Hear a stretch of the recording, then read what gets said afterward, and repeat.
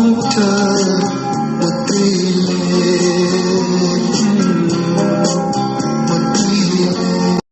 Israel Radio Station Menashe program hun ni leto news le tong voin hi February ni rukni ni to masaberin voina chon wang doi thlak tikin news thalovin kantan mai ton ani he nimina mak dewin se pai pani kanchana Gaza chu mak deu pati na chan chu anral mi te tha an ni lova an thi dan chu amak lu tu engponi se nimina kanchan te pani chu kanchan te pani chu pakhat chu amin chu sergeant first class Nadav Cohen antia kumsom ni pakhat mi ni chu bet khanan ti khwa tang ni apani na jok chu Rafael Ben Ami anti ama po sergeant first class ve tho ama hi kumsom ni mi eila ta tang na ni chon an mani pani thi na pon mi a hrian ho parian an liama a then chu anna savak lo then chu anna deu in an liam antia chon engting an liam chu zo mak chu kar soi ta ni nimina khan zana an mut lain building lui pakhata mi omlo na musulman ho omlo na an mani sapai hovin keman man building lui kha an mut lain clear chak lu tu ka an building an mut na building lui deu bulche khan englo ma hey every strong in man of antia chu English strong in hey crane anti crane ti chu in sak na tura thir tower ang deu sang deu an siam te hi chu thli chang lu tu khan thli kana lo thli alo siam khan an aron thlu ta dai mai an dia aron thlu in chon an mani building an omna an mutna building lui chu direct in a fu ni ome khata khan achunga mu ho kha an mut line an pani chon thi ta dai mai ni pang doi thak khop mai poi lu tu ka ni he pathian plan ani mayanga ti chu bau chu soi tu ka se chong lo chu wang chon pathian en ma ni chu tharau chu lo ompui nge nge cha lo lalut ama bula cha to na chol turin lo lalut nge nge se ra chon aliam ho po arang thebera anon dam cho na turin pathian en lo mal samro se chu bau chu soi tu ka se wak to lo ve amak ka tilu tu ka ni chon kan defense minister Selkats hian nimina khan sepai lama roi tu ho jong ko khoma army lama lian ber po navy lama lian ber po air force lama lian ber po ko khomin meeting emergency nen puya enge anin meeting na chan ber ti chon heten soi ni Donald Trump in tu na hian Gaza tangmi jong lak chok tur Gaza hi musulman ho om to lo tu tia so hi arang theber tu na han ado tu mi khovel pum puan danan tum dana chu wang an dan the ma in kan lak chok fek ngai musulman ho om jong hi chu wang lak chok na tur temporary an da na tur da khom fek na tur lo ngai to ro ti in arang theber ngai to ngai ti in a ko khom fek ati a thalu tu ke lo sling nge the che so khai a thalu tu to na anom lu tu nan van ramani top don ani tak soi mai ang he tianga musulman ho min ti boy tu rocket te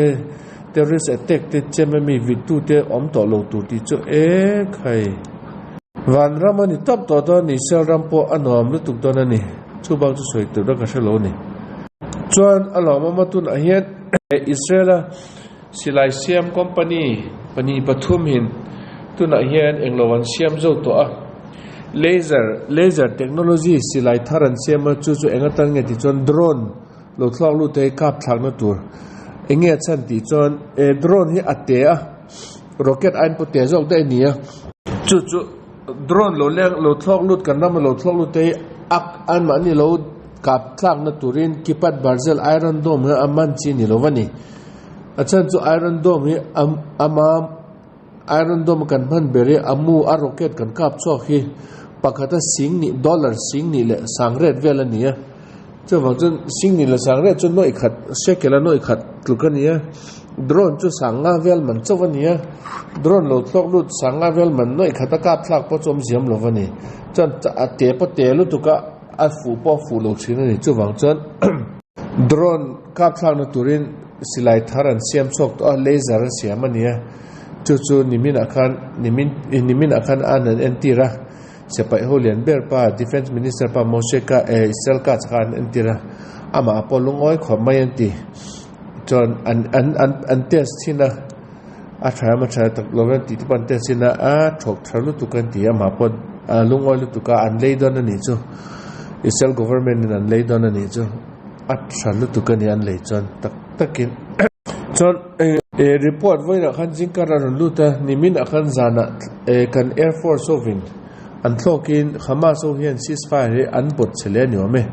Rafiq anti khoa hian enge Hamas on thil ceasefire zui lovin thil an lo ti ni ome chuwang chon Air Force over kalin an zu bom an ti Hamas thil ti lai chon boma ari dung mai an ti mi engza thiam ti te po engma chu news chu kan nan mulova try to na chon Israel government po athal to ke nang manin ceasefire condition in ti chet in bot chet to ke mani po kon pa che lom ti khan an soi to pa athra ni chu to ti top mai turani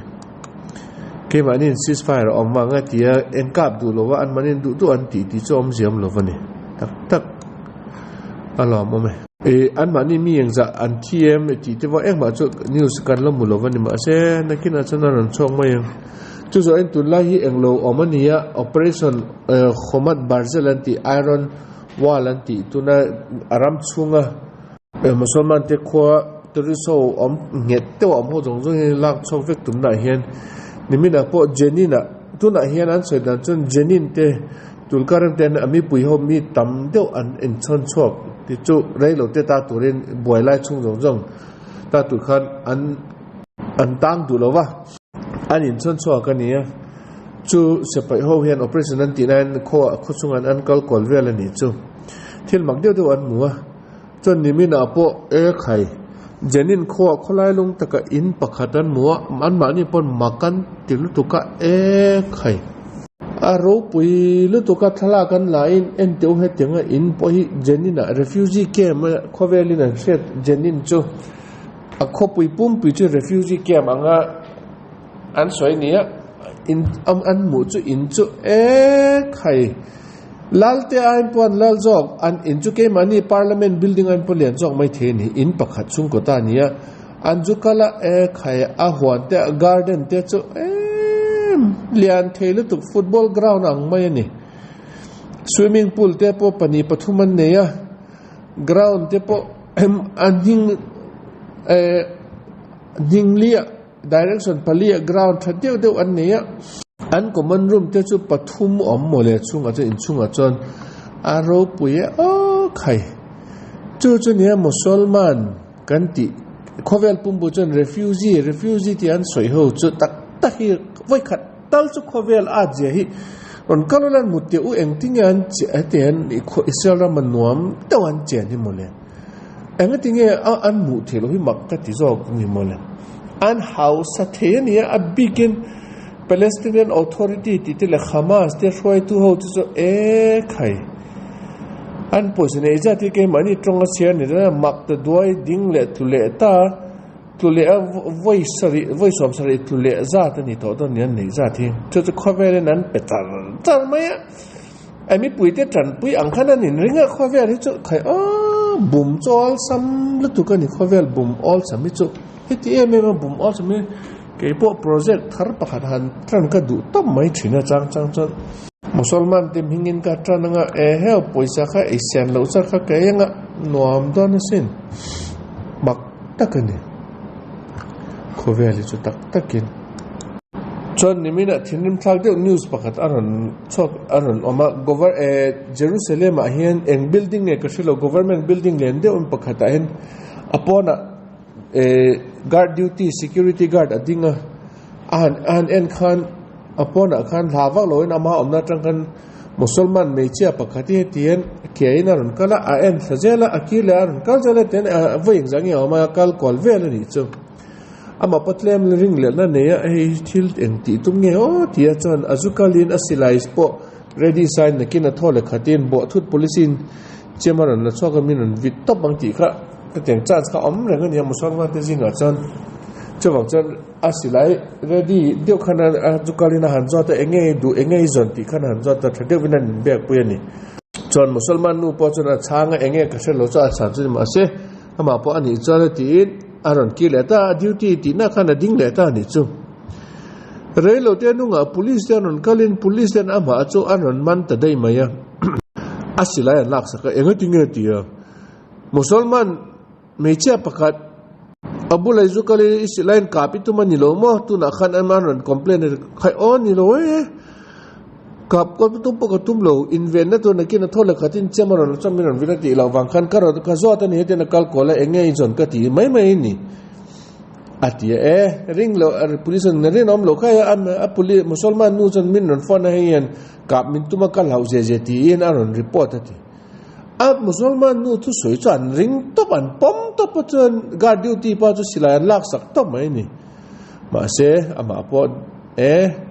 deu lo chon hey ukil ho organization pakhat ama thalutuk aramatan tang khonei nu anti an organization ukil fekanian mani an din tu be po chu nichana Derson learner tinge meche pakhatania fellu tu question tu ukil thiam lu tu magistrate polo ni to ne ama din ne nia hetianga thil diklo taka rama mi te hetian police ole musulman an ti ne te tan pui tu ni an mani chan phone topa an mani parang thebe na case so magistrate high court district high court Jerusalem an dalu topa chuan arang thebe police ne na asilai lo pelero la a case khar faroti in district court tang in order ran so chuan police ho na silan peleta a case chon khar sak dai mai ni cho amak ka ti chu a case po chen ngating he tiang case om the na chan tu mole avan mak security guard ni ha amain a duty ati ni lo mo chu he te rin let om de musulman me che tian ron kal kol he tian ron en je la chuan chok je ron a zo tu ni lo mo cho athia duty ti na wangin an englo sak tek mai chu police poi chang chon an fing lu tuk lo wangin ka she thina fing che cho police sin chon tel lo mai the ni mo chu ni wa che juda ho chu kan juda ho una ho ni an englo lu tuk po an nom vak lo wa chu wang chon a tha mai ti mai ang a zo dan a thadeu na zo wa tha ni mai ti mai ang chon tuna kale lo thleng tu yom rishon Sunday tanga hian kar hemi tuna kar lo thleng tu chung jong hi Jerusalem rail gari atlan don lovani a service don lovani achan jutun ahen aka athlen na tu kong tharan siamana poivo ka soi to an siam zo tu achu jutun an try sin dona a traffic ti en na tu chuwang chon rail gari atlan don lovanti an soi dan chon Hadassah Hospital po athleng to don anti athleng chon alom am lu tuk don ani chon tuna Donald Trump in plan na siam Gaza mi ho jong lak chok tu ti ni tia soi hi khovel pum pui tu nan ta khovel pum na tha thelowang ti ni ma se he plan na thu soi chahen chance poisa tam de ruk na tura chance thade lo she chok te po an zela ni tu nge chu tu nge ni musulman lo chu te nga chance lak pon tum don tu mi dang an om don me Palestinian Authority anti te PA anti te an englo te hian a minister howen an president pa Mahmoud Abbas ne na heten soi ni ka ro a thal tu chance saluk poisa tam deu paisa tam deu cha tu le ma se press release anti an soi ni Donald Trump in Gaza mi ho lak chok kan tum hi ke manin kan lalu tanga chu an mani ta tur hi Jericho bula en kho puilian deu kan sadona khovel min tran pui dona chu ta chon Gaza mi ho jong kan da don an ti avan om lowe ma se khovel chon lo du mai the ni khovel thamai an ti don ni ma se kha juda ho englu na tur shem na tur khan ni bokani Jericho ti chu ke mani ram sunga ni tu na hian Jericho bula khopuilian pui sakna chon ama saberin ral azodon lowa engtikla ya apo chu zo pakhanan apani na in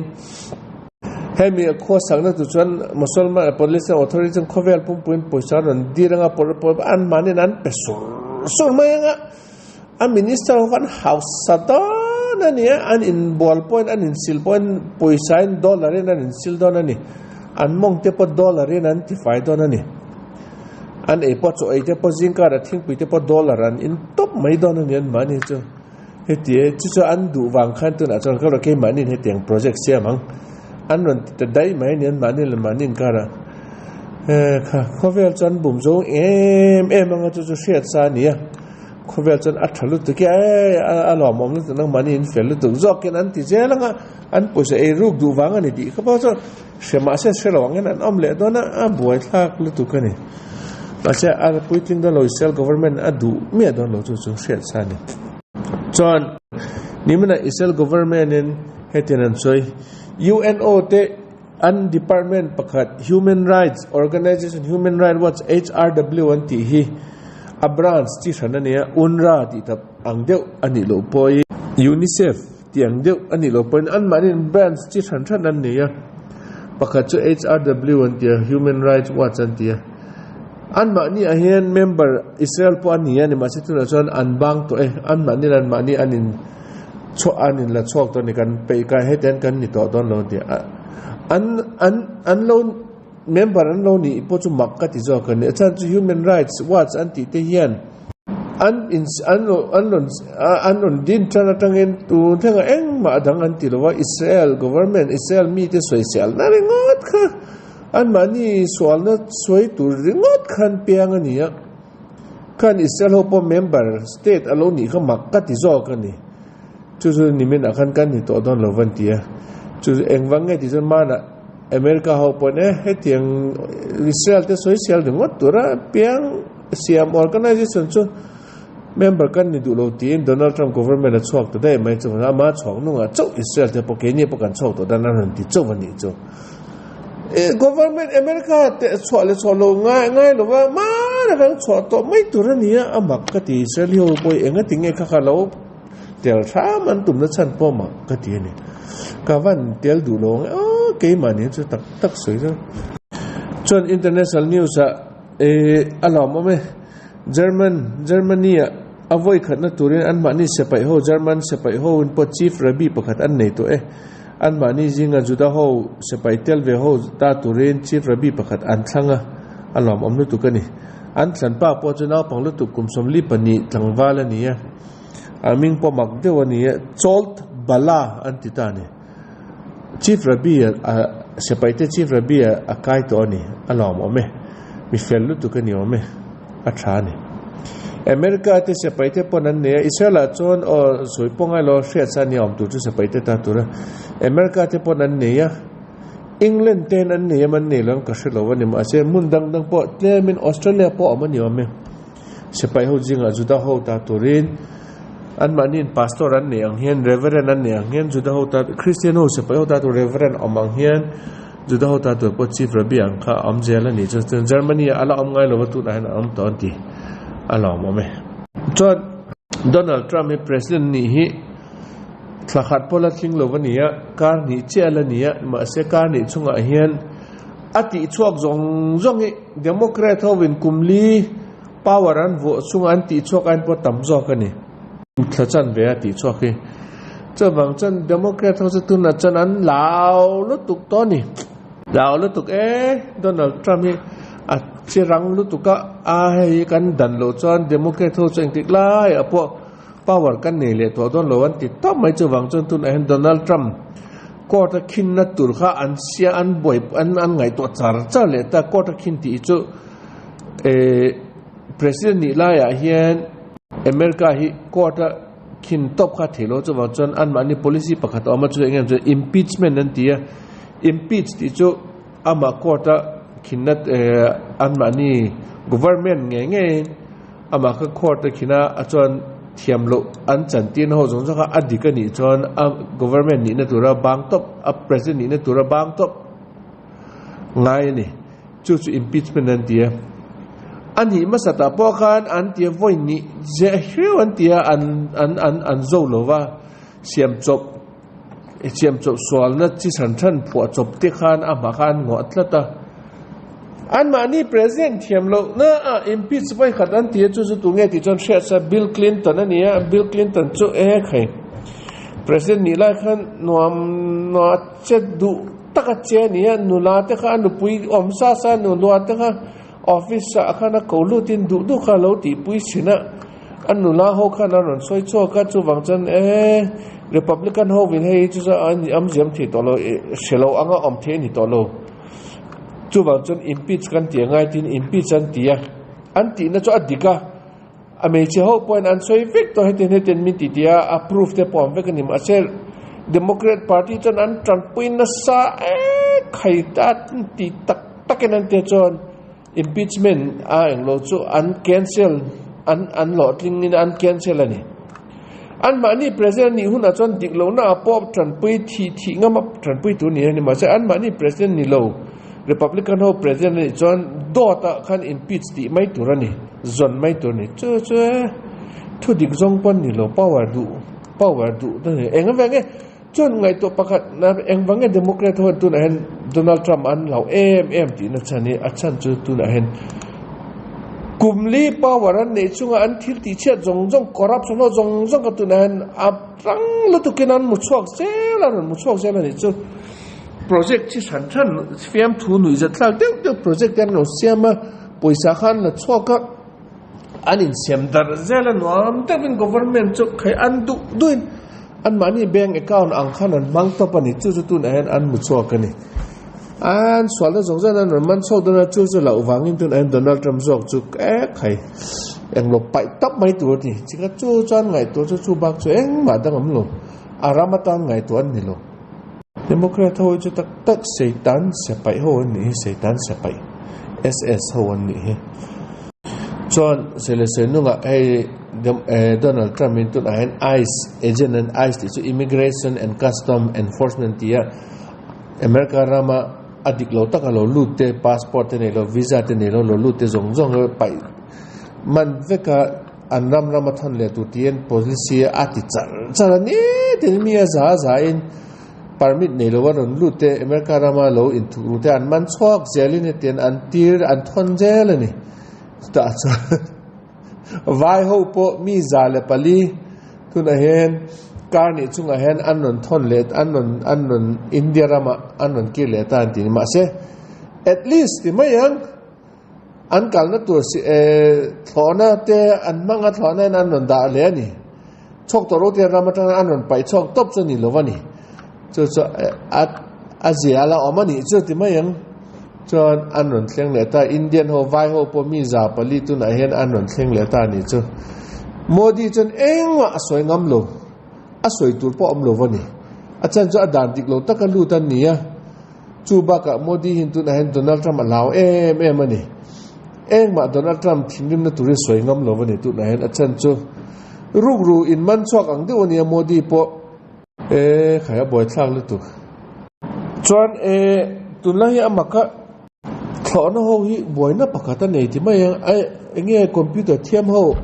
hacker ho win anti set an boy to boy nim ti po set ngai to the ta kan ni to ni nimina po America airport Japan Airlines se thona pakhat len Delta Airlines se pakhat anin sutrepa atha hi anin atha le tha ka anin lova anin suati mai tu nge ati traffic mai ni anti pa se zoite te anon tlan lai ni chu wang chon tu ma an niam lo an wang ni eng ti je nge chu su ti an ne na chu apai lo tho map kha a map an kal na tur map a mu ti kha alo in ang trip in an lo da sa ka alo omon chu eng ti je nge chu an se thiam thi to lo wani eng hei ai nin khel tu mi hacking ti tu umani ang ti hi an ngai to dana ni mai ni ke pokaring tlat chu mai the ni chu tiang chu chuan Burma News kan shet chu Burma government hen tu na hen sepai turi an muzo to lova mi sepai lut du pon om to lova tu na chon ti ngai nan Slovin agent ho sepai agent ho I konga etian bazar chung vel hen an kal kolin tlang thlai tlangwal hon mu chon sepai thei tur an mi an mu chon an man top an kidnap top mai an ti chu tu na hen mi zathum le ti hi an kidnap ta dai mai an ti ni ha boy thak kha mai a ten an ti mai lo chon sepai tu man tal an tang du to lo van ti he thala po chu tu lai chu konga an du nan jin to an kal kol to lo mai the ni lekin min manang ti kan law ve to mai ta ni tu na chon John alom mati mayang pathianin min tran penga hei aim tran na ni ro se Biren Singpo omje India Manipur tran nimin akhan emergency in Delhi akalani enga tinge Delhi akal chan ti chuan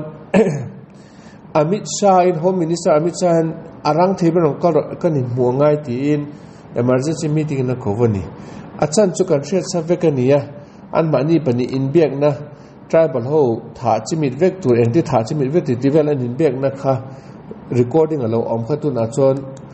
adike he an mani pani ti kha aron cheng ta chu wang chun India rama ukil thiam lu tu pakhatin hei karon boi pui menga ti wang khan tun an lao tak to ni ala mo me tuna chon in thil ti diklo zong pok khovelina mudan nang mani po tuna chon pathian in thu diklo ti langsela zela thut ani lopon khai lumna tur tal danin non omro se pathian in tha ti chon thalu tuk ton ni takin he cha diklo ni thu diklo hu chu khovel hen pathian hian thai bo tap mai se cho atha don ani diklo takin om zela du khoweli mi lo cho zela ni a boi thlak chu chon venjing kara security force of in Manipura vice security ho vin tuna hian englo an mani meti underground ho mi palian man venjing kara te an ma chu engtin an man nge ti chon bazar dor ne tu tenena protection money dia tax underground ho nan lak ti khan lo lak kan tum lai takin an man cho kan yo me alom ome chu po chu a trave thoni chojun janu news voi na soi solam jan pathian min ngai dam se soi fom chon kan unau te se pe ho zong an thile lo na tura chu ba ka thil phat ka soi ngai lo pakhat soi poimo lo tu pakhat Donald Trump plan e alo thlin nge na turin pathianin lo tran pui sela chon kan unau te po dam lo na so bu zong po arang thebera an dam vek na turin voi na kan trong tan zong le kan charity pel zong pathian mi lo san sang vek ro se